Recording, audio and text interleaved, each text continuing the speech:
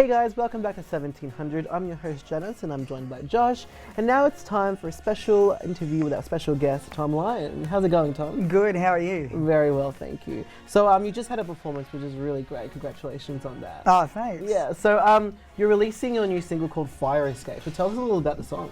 Yeah, it was written in some troublesome times in a relationship, and I came over here to Melbourne to record it with one of your famous producers, John Castle, and we layered a lot of tracks down here, but I couldn't quite nail the vocal right with everyone in the band watching me over here, so I had to fly back home and do them on my lonesome in my studio, and we kind of laid them down back here afterwards. So yeah, it was a long process, but I think the song turned out pretty good.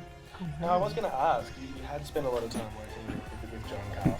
What was that like? It was great. Like, he's an amazing producer, and I think with the role of a really good producer, is their job is to make you feel comfortable and calm and able to perform at your best, and he just does that better than anyone I've ever seen, and he's just on fire at the moment since he did all the the Vance Joy stuff, and all his ideas are great, and you know, the songs that we did on this EP would just never sound anywhere near as good as what they do without him.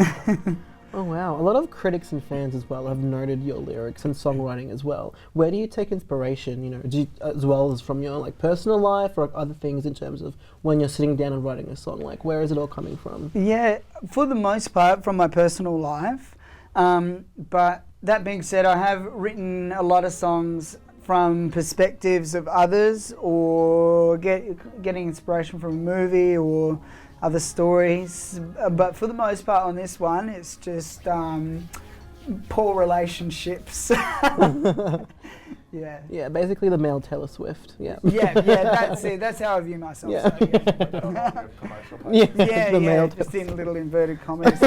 You said it, so I can take that. Now, the AU Review made Fire Escape the song of the day 3 days ago. Yeah. And the song dropped like less than a week ago. It was like last Friday, wasn't it?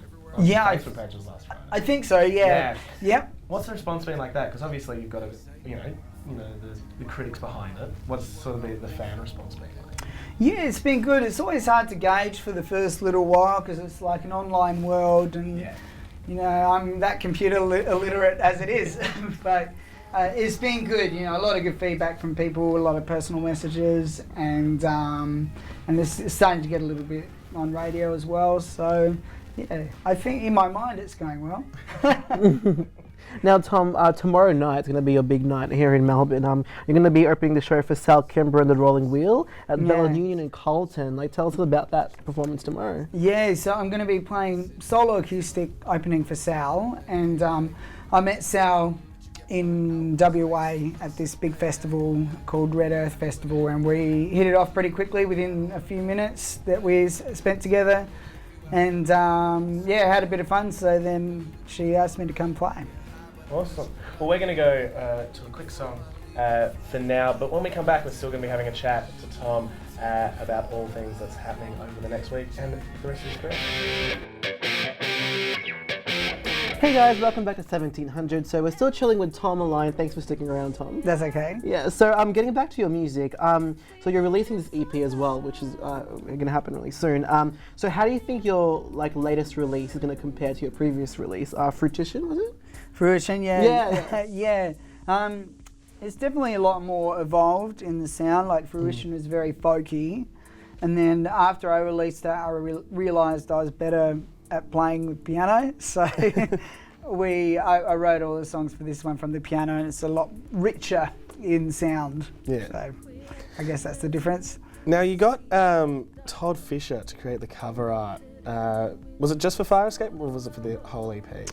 So far it's for Fire Escape and the first single, Mess at Best. Yeah. Can you tell us about that? How'd you get him on board to do that? Yeah, well, Todd's a real up-and-coming artist in Adelaide, and he's only 18 years old, I think. Oh, wow. And he runs himself so professionally, like he's going to go places, this kid.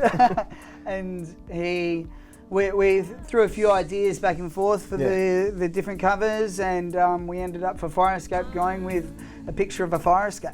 Yeah. No, I saw it and I really liked it because it was also like they had like silhouettes. It was like two children silhouettes running down the fire escape. I was like, this is excellent. Yeah, it's cool. Hey. Yeah. We tweaked it a lot and we had a little idea. It doesn't make sense, but yeah. Now, just before you mentioned Mess at Best, which you just released a video for, can you tell us about the filming process for that? Yes, we shot a film clip for it in Port Adelaide, Adelaide, actually at my sister's Emporium, which is this big, beautiful museum art gallery type place. And it was a long shoot. We shot for about 21 hours straight to get it all done. And we were all a little bit fed up with each other by the end of it. As you do. Yeah, it's funny you mentioned Adelaide because I was wondering, because you are originally from Adelaide, how do you think the music scene differs between Adelaide and Melbourne? Well, I guess from like a broad point of view, it's smaller. And like in Melbourne, there's so many little nooks and crannies of different genres and different artist types, which Adelaide has as well, but on a smaller scale. But I think Adelaide is really, the scene has pumped up quite a lot over the last few years, and a lot of really top line acts. And you mentioned as well, like you're planning to move here as well, because like we're talking about like the coffee culture and like playing in the little bars and stuff as well. Yeah. I've come to Melbourne many times before, and I fantasize about living here often. So. Yeah, I love the coffee. Now, I just wanted to ask a quick little personal question before we have to go, because we do have to go in just a second. You got to pick your middle name at age 4, and you settled on Lion. Yeah, I did. Tell us. Well, the story goes, apparently this is what I've got 3 sisters, and this is what they told me, is that my parents left my middle name open to be a choice for me to take, and I was really going through a Lions phase at that time in my life, so that's what we ran with. Excellent. Well, thank you so much for joining us. No worries. We're going to go to a clip in just a second, and we'll be right back. You're watching 1700.